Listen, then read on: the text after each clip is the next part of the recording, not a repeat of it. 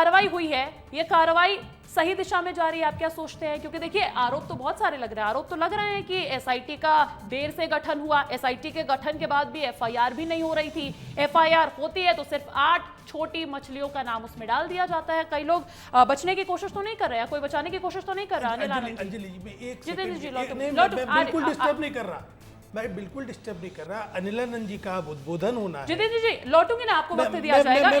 एक बार महाराज जी से सुन लेते हैं। आ रही हूँ, बस आ रही हूँ।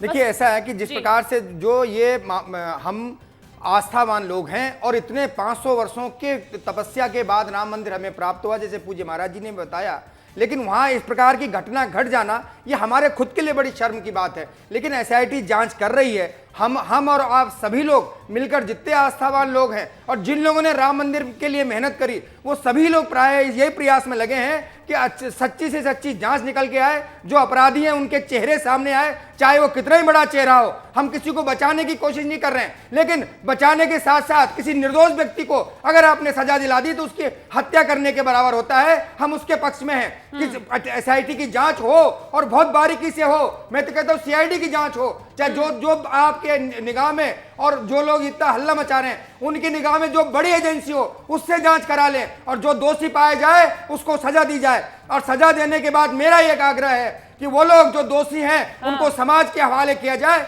और समाज फिर से उनको सजा दे, चाहे वो चंपत राय जी के लिए, चाहे वो कोई भी हो। हम किसी के पक्षधर नहीं है, लेकिन हम उसके पक्षधर हैं कि अगर बगैर दोषी पाए, बगैर अपराध सिद्ध किए हुए अगर किसी को आपने सजा दे दी तो फिर उसका क्या किया जाएगा?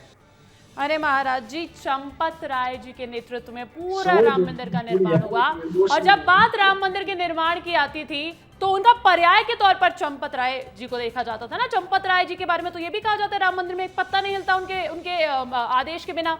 तो अगर उनका नेतृत्व है, उनके नेतृत्व के रहते हुए अगर ये गलती हुई है तो कहीं शक आप मानते ना, सवाल उठेगा ना उन पर। बिल्कुल बिल्कुल सवाल उठना जायज है।